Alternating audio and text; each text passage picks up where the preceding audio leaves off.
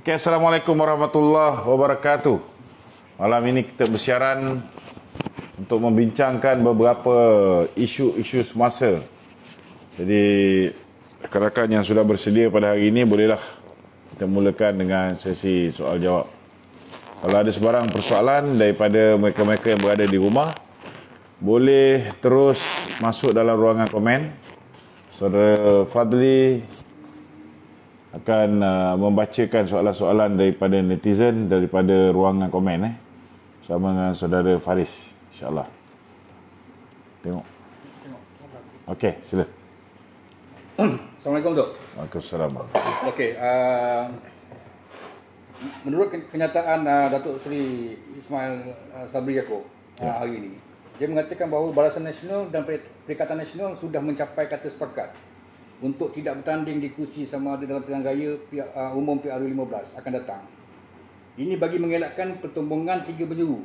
Katanya kerana PAS yang membentuk bersama dengan UMNO dalam Muafakat Nasional adalah juga anggota PN tu. Yeah. Dan dalam masa yang sama tu, dia kata masing-masing kena guna logo masing-masing lah. PN satu logo, Barisan Nasional satu logo. Jadi apa implikasi dia tu nanti pada pengundi-pengundi ni? Dia agak rasa akan keliru tu.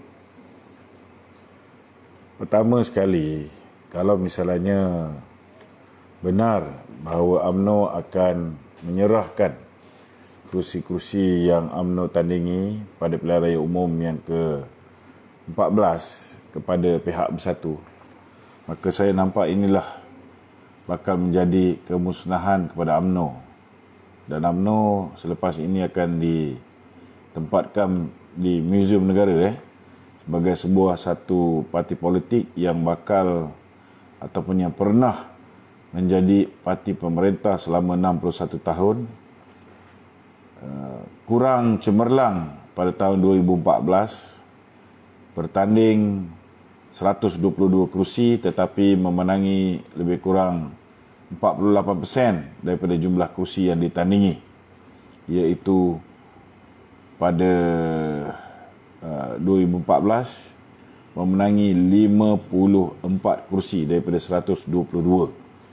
Jadi kalau UMNO bertanding bersama-sama dengan bersatu sebagai sebuah pasukan, tak kiralah logo UMNO ke logo BN ke, maka akhirnya jumlah kursi yang UMNO tandingi lebih kurang berbanding dengan jumlah kursi yang dimenangi pada pilihan raya umum yang ke-14.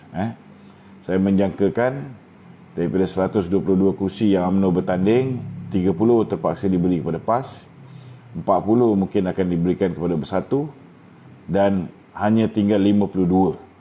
Jadi apa guna kerjasama dengan Bersatu yang akhirnya menyebabkan UMNO hanya boleh bertanding 52 kursi. 52 kursi, menang berapa kursi kita tak tahu lagi. Apabila kita tidak lagi menjadi sebuah parti yang bertanding di semua kursi, seperti mana pada tahun 2014 Barisan Nasional bertanding di 222 kursi. Kali ini kalau campur dengan BN, saya dipahamkan lebih kurang hanya 81 kursi yang nak diberikan kepada Barisan Nasional. Tolak MIC, tolak MCA, kursi UMNO habis kuat pun lebih kurang dalam 52 kursi saja paling banyak pun. Jadi ini menunjukkan bahawa belum bertanding pun prestasi UMNO akan lebih buruk berbanding dengan pilihan raya umum yang ke-18. Saya nak komen banyak pun tak guna sebab bagi saya orang-orang dalam UMNO ni semua ada otak, ada akal lah. Tapi kalau inilah keputusan yang diambil oleh pihak parti, saya secara peribadi sangat-sangat kecewa lah. Bagi saya, ahli telah membuat keputusan yang salah apabila kita mengambil pemimpin-pemimpin yang, minta maaf cakap lah, saya cuba nak elak, tapi kalau inilah yang nak dilakukan oleh kepimpinan UMNO hari ini, menyerahkan kursi UMNO kepada Bersatu, saya tak nak komen banyak lah. Cuma saya akan pastikan bahawa Muhyiddin tidak akan menang dengan mudah dipaguh. Kerana saya sendiri akan memastikan bahawa beliau tidak akan menang tanpa bertanding. Maknanya kita akan letak calon kita. Kalau terpaksa saya sendiri bertanding di paguh, saya akan bertanding di paguh. Bagi saya ini dah tak ada pilihan dah. Kalau terpaksa juga mereka nak menjual kursi-kursi UMNO ni bagi pada Bersatu, di mana tempat yang Bersatu bertanding, memang kita tak ada pilihan, kita kena letak calon-calon kita. Calon-calon yang terdiri daripada mereka yang pro muafakat nasional, iaitu kerjasama antara UMNO dengan PAS saja. Tanpa Bersatu. Saya sedih lah mendengar benda ni. Kita cakap pun tak guna, kita berada di luar. Jatuh bangun UMNO ni terletak pada tangan ahli-ahlinya. Tapi ahli-ahli tak boleh buat apa. Sehinggalah pemilihan yang akan datang.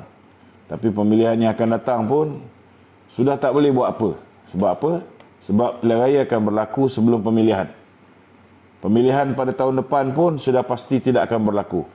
Kerana mesyuarat agung yang sepatutnya berlaku pada tahun ini di peringkat bahagian, di peringkat pusat, sudah pun dipospon kepada tahun depan. Maknanya tahun depan hanya akan berlaku perhimpunan agung di peringkat bahagian dan juga peringkat pusat sekitar bulan 6. Jadi bagaimana mungkin mesyuarat agung tahun depan yang ada pemilihan nak dibuat pada tahun yang sama. Ini maknanya paling cepat pun dia boleh buat ialah hujung tahun depan. 2 kali buat mesyuarat agung dalam 1 tahun. So dalam erti kata lain dah tak ada harapan lah. Dah tak ada harapan nak membetulkan UMNO lagi.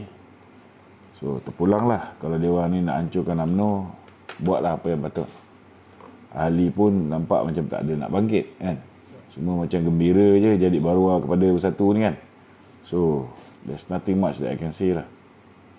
Betul tu. Apa ni? Tapi dalam medsos, dalam media sosial hari ni, banyak akar umbi UMNO dan PAS banyak tak setuju dengan PN itu. Diorang lebih suka pada MN tu. Takkan pemimpin-pemimpin kat atas ni tak nampak benda tu.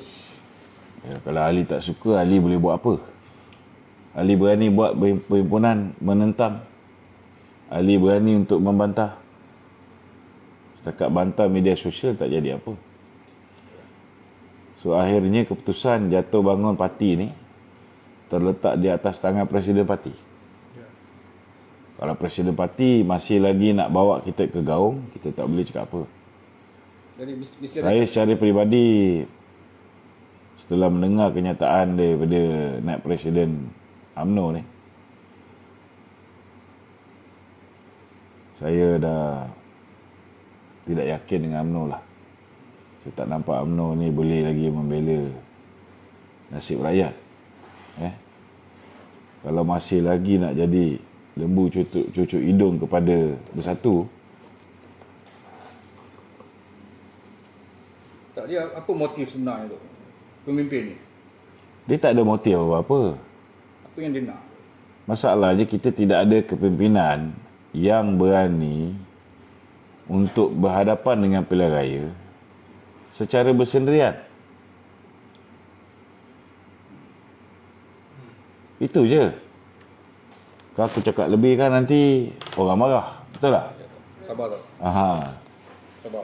Okay. Kita pun cuba kontrol juga kan. Tapi nak buat macam mana? Apa pilihan yang kita ada? Tapi dah tahu Bersatu tu kan, memang parti yang khianati UMNO. Ditubuhkan untuk menggantikan UMNO. Ditubuhkan untuk memusnahkan UMNO. Sebelum bajet, cuba tengok. Bajet, Mahathir berdiri. Membantah bajet. Tapi sehari sebelum tu dia naik kereta, dia bawa kereta dia, ni Muhyiddin duduk sebelah. Kan? XC70. So apa cerita? Ini semua perancangan Mahathir untuk memmusnahkan UMNO. Tapi kalau UMNO tak boleh nampak, kita tak boleh buat apa bro. Tapi alasan, it's about time we got to think of something else. Alasan dia orang demi penyatuan perpaduan Melayu lah apalah tu. Macam mana tu?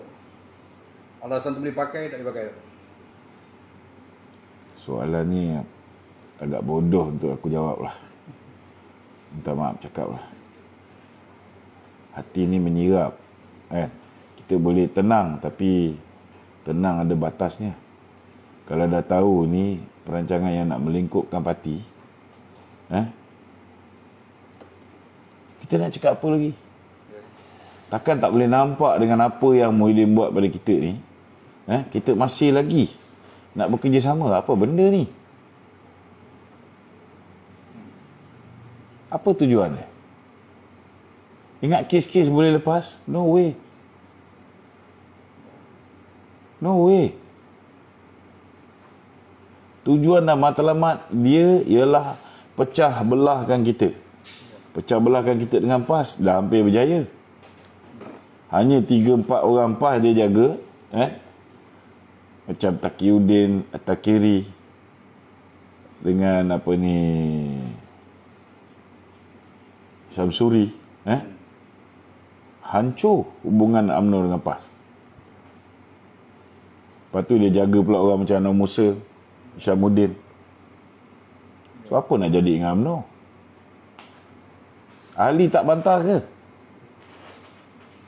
So kalau UMNO ni tak buat apa-apa untuk menyelamatkan parti dia sendiri, so kita yang dah kena terajang keluar pada UMNO ni tak boleh cakap apa lah. Kita cakap pun tak berguna. I'm very very frustrated lah. Sebab Ali menaruh harapan yang sangat tinggi pada kepimpinan UMNO. Bila itu hari UMNO bagi kata 2, orang baru ada sedikit rasa, wah, UMNO ni anak jantan juga. Tapi bila dengar Muhyiddin kata bahawa dia dah berjumpa, berbincang hati ke hati, ditambah pula Datuk Zahid pula kata apa ni, jangan tuntut jawatan, jangan desak PM. Maknanya cukup menjaga Muhyiddin ni. So, apa lagi kita nak harap lagi?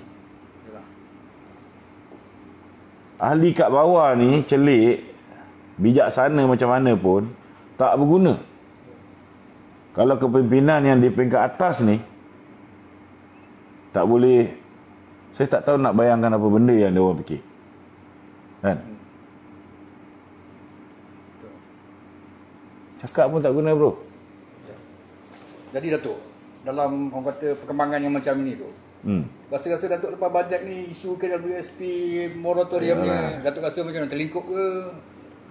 Rasa-rasa lah kalau dah ada perjanjian nak masuk pilihan raya secara bersama, dalam erti kata lain, bersiap sedialah UMNO lepas ni akan jadi parti serpihan. UMNO akan hanya jadi parti kecil. Tak, maksud saya tadi yang tuntutan di BNB CBC apa tu, kita buang tu sampah je lah. Buang tu sampah. Kau rasa dia orang nak perjuangkan lagi ke lepas ni? Yalah, kalau tengok gaya macam tak ada. Kau rasa dia orang nak memperjuangkan lagi?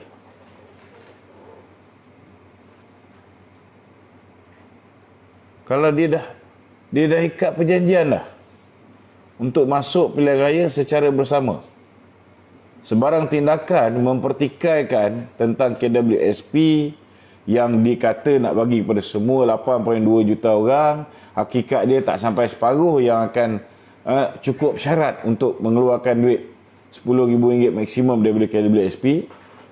Adakah lepas ni UMNO akan perjuangannya? Dalam keadaan mereka sudah memberikan kata setia untuk bersama-sama dengan bersatu. Apa lagi yang rakyat boleh harap lagi? Tak ada apa dah, bro. Ya, ada juga yang mengatakan bahawa sekiranya benda ni, kalau maknanya PN ni tak tubuh, perpecahan lagi berlaku, PH akan ambil kesempatan. Tu macam mana tu? Kita jangan bengap sangat. Muhyiddin ni Mahathir hantar untuk pecah belahkan kita. Kita dengan PAS sudah berjaya dipecah belahkan. PAS hari ini lebih dekat dengan Bersatu berbanding dekat dengan UMNO. Pertama. Yang kedua, di kalangan kepimpinan UMNO itu sendiri, lebih ramai yang setia dengan Bersatu, lebih ramai yang sanggup duduk bawah Muhyiddin yang mengkhianati UMNO ni, berbanding dengan bergerak secara bersendirian bersama dengan Barisan Nasional. Itu belum lagi kalau tiba-tiba ada pula yang bersetuju, kita semua bertanding atas tiket Perikatan Nasional. Cadangan tu sudah ada daripada PPBM. Kemungkinan besar BN akhirnya akan kekal bertanding atas tiket BN. Tetapi kalau BN bertanding atas tiket BN, daripada 122 kursi UMNO, yang UMNO akhirnya bertanding lebih kurang 52 saja. Yang BN bertanding lebih kurang 81 saja. So apa nak jadi dengan masa depan UMNO dan Barisan Nasional? So selepas ini, dengan kekuatan yang BN ada, bila kita bentuk pakatan masuk pilihan raya bersama Bersatu, maknanya Bersatu akan tumpang kekuatan kita, tetapi dia akan claim kursi-kursi yang dia menang tu kerana kekuatan dia. Kalaupun kita menang lebih kursi daripada dia, dia tetap jadi Perdana Menteri.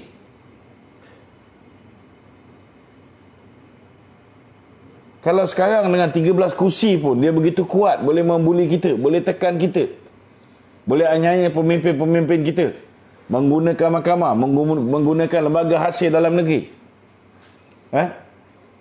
So bayangkan kalau lepas ini kursi dia lebih besar, dia cuma perlu tarik beberapa orang kita join bersama dia, bersama dengan Pakatan Harapan, mereka ada 2/3. So apa akan jadi pada UMNO ketika tu? Menangis air mata darah sekalipun dah tak berguna.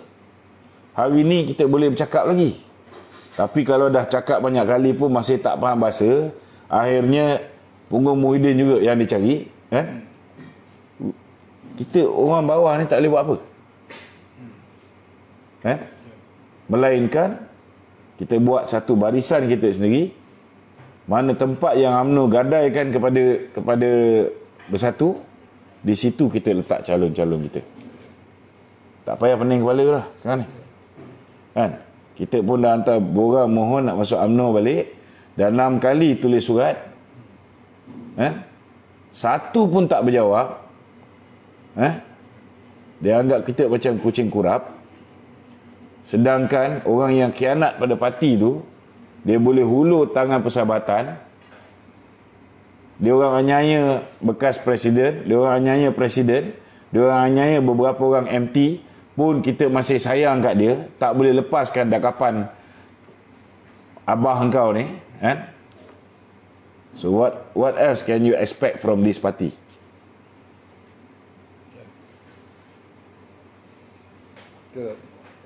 So jadi macam mana tu? Ada ramai yang bertanya Datuk ni apa? Tak apalah, kita serah pada Allah Ta'ala je. Semoga Allah Ta'ala buka hati pemimpin-pemimpin UMNO ni supaya ada yang sedar. Okey tak? Kalau tidak, akhirnya rakyat akan tolak sekali lah. Bagaimana mereka tolak Bersatu, dengan UMNO sekali dia orang tolak. Tak boleh buat apa pasal sekarang ni UMNO ni orang macam Johari Ghani duduk dalam tu, orang yang jiwa dia bersatu. Orang macam Anwar Musa, orang macam Isyamuddin, yang khianat pada parti ni, hari ni mendapat tempat dalam kerajaan dan bersatu, dalam kerajaan dan dalam parti. Kita tak boleh buat apa. Orang macam Khairi Jamaluddin, yang kata UMNO tak ada tokoh, lebih hebat daripada Muhyiddin Yassin, matanya dibutakan. So tak ada apa yang kita boleh buat. Saya bimbang, saya cakap tu terang, kalau berterusanlah begini sikap UMNO, Silap-silap memang melingkup UMNO pada raya akan datang. So kita pertahankan UMNO bermati-matian pun tak guna. Kalau last kali longkang juga yang dipilih, kan? Kita cuba nak menyelamatkan, tapi So Datuk, ini kita cuba bersangka baik lah. Contohlah, adakah nak sangka baik apa lagi kalau Muhyiddin juga pilihan hati dia, kan? ya, kot ada presiden ada strategi ke kot, mana kita tahu. Sambung. Itu dia sebagai strategi, saya tak boleh cakap apa lah. Saya dah puas menegur, akhirnya saya yang dicampak keluar, kan? So dalam UMNO ni dia nak suruh semua orang jadi yes man je lah. So dia orang pun nampak gembira bila kita tak ada dalam. Kita pun tak boleh tegur. Betul. Dan satu demi satu keputusan makin membawa kita terus ke laut. Nothing much lah we can do. Betul. Apa pendapat Datuk mengenai kenyataan Datuk Ismail Sabri hari ini mengenai jawatan TPM harus dibincangkan selepas bajetnya. Apa yang susah sangat pasal jawatan itu? Apa yang susah sangat sampai nak bincang lagi? Ini lagi satu soalan kau tak payah tanya aku lah. Apa barang UMNO nak tuntut jawatan TPM? UMNO patut jadi PM. Ya, saya faham. Kan? UMNO patut jadi PM. Ya. Bukan jadi TPM. So apa kejadah nak mohon, nak minta merayu pada Muhyiddin? Siapa Muhyiddin ni? Ya. Berapa kursi dia menang? Kita takkan tak sedar lagi kita buat mistake bagi dia jadi Perdana Menteri. Ya. Last kali apa jadi pada kita? Kita ditindas. Bukan setakat ditindas, dianiaya. Apa lagi kita nak expect? Nak bincang jawatan timbalan Perdana Menteri. Untuk apa? Untuk melingkup bersama dengan Bersatu? For what?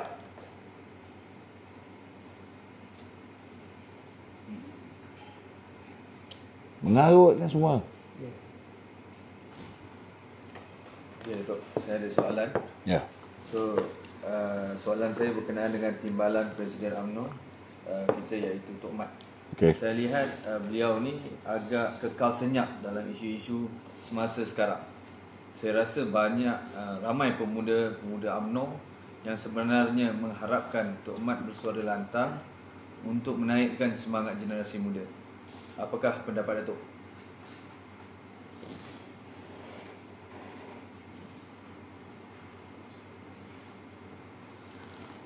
Tok Mat kalau cakap banyak pun lah sekali Tok Mat kena pecat ke? Itu je. Kan?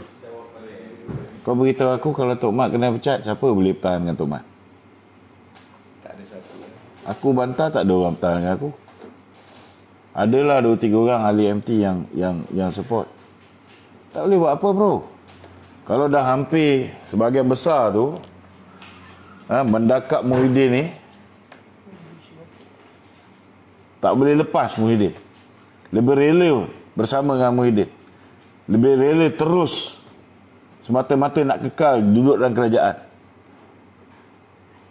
Kena mengampu. So apa kita nak buat lagi?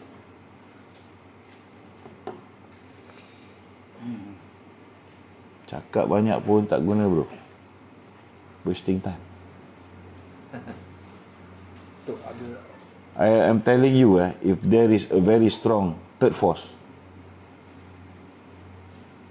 don't be surprised. This third force might have a chance to be the next government. Don't be surprised. Kalau ikut macam ni lah, orang duk harap kat UMNO, duk harap UMNO akhirnya akan kembali menjadi kerajaan. Tapi UMNO lebih rela Muhyiddin jadi Perdana Menteri, kita jadi kuli batak Muhyiddin. Tiba-tiba kita macam tak boleh berdiri di atas kaki kita sendiri. Apa nak jadi? Kita cakap lebih nanti orang kata kita emosi, orang kata tak respect pemimpin parti. Tapi dah macam ni. Dah macam ni. Sekejap orang rasa, UMNO betul-betul nak perjuang dengan kita. Bila UMNO bawa isu moratorium, UMNO bawa isu KWSP, Tiba-tiba UMNO bersedia bagi nyawa pada Muhyiddin dan terus kekal sebagai balaci Muhyiddin. Apa nak jadi dengan UMNO? Apa nak jadi? Tahu tak berapa ribu, berapa juta orang kat luar sana tu yang betul-betul frust tu. Frust. But what can we do? Ketua-ketua bahagian UMNO, kau rasa dia orang ni akan menegur kepimpinan UMNO? Dia orang tak akan cakap apa-apa. Sebab bila dia orang cakap, mungkin ada 1-2 orang berani cakap. Tapi dia orang ni confirm akan digugurkan dalam pilihan raya akan datang. So, akhirnya semua orang akan setuju apa juga kepimpinan UMNO buat. Supaya mereka kekal sebagai calon MP, calon ADUN. Baru dia boleh kekal sebagai ketua bahagian. Tapi percayalah, pemilihan yang akan datang ni berlaku selepas pilihan raya. Pilihan raya ni, Presiden UMNO akan pastikan semua orang dia akan tersenarai. Supaya orang-orang yang tersenarai ni, bila dia jadi ahli parlimen, dia jadi ADUN, dia akan mengambil alih kepimpinan bahagian. Jadi Presiden boleh kekal sebagai Presiden UMNO. What will happen to those who have been working for the past 2-3 years and at the end of the day they are not made as the candidate? Apa akan berlaku? Kehancuran yang maha besar bakal berlaku pada UMNO pada pilihan raya umum yang akan datang. Orang yang bakal sabotaj parti, orang yang bakal frust, dah buat kerja lama, tiba-tiba tak ada tempat dalam pilihan raya. Hanya untuk memikirkan tentang politik. Aku dah tak boleh nak cakap apa. Sekarang ni, nampak gayanya kita serahkan kepada UMNO untuk jaga diri dia. Kita kena fikir cara lain. Macam mana nak jaga rakyat ni. Kena buat platform baru. Kita fokus jaga rakyat je lah. Itu je. Tak boleh nak cakap apa. Kalau hari ni kata parti-parti politik ni semua dah macam ni perangai. Dia tak payah fikir pasal politik lah sekarang ni. Kita buat kerja NGO je. Habis cerita. Betul. Lama-lama orang dah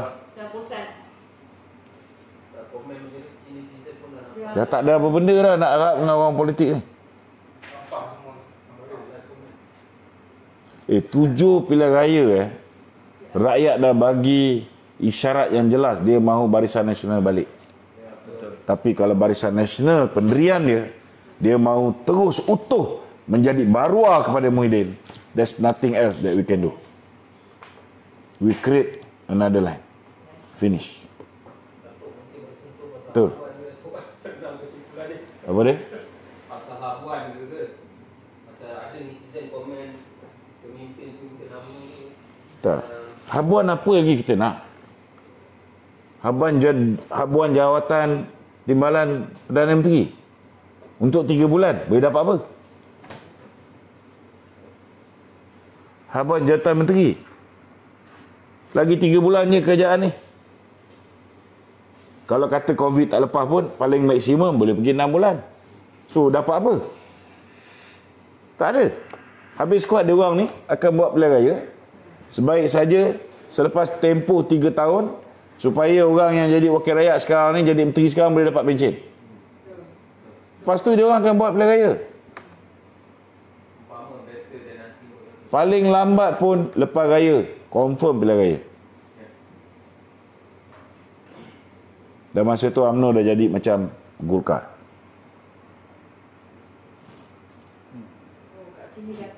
Saya hari ni saya rasa berjuta rakyat Malaysia yang hancur hati dia bila akhirnya UMNO membuat keputusan untuk terus duduk bersama dengan Bersatu. Hanya kerana beberapa orang beberapa orang yang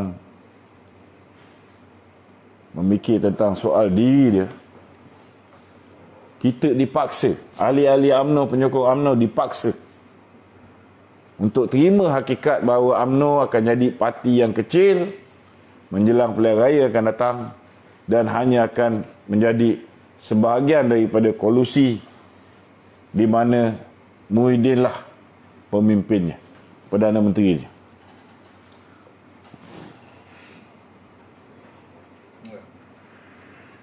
There's nothing much that we can do.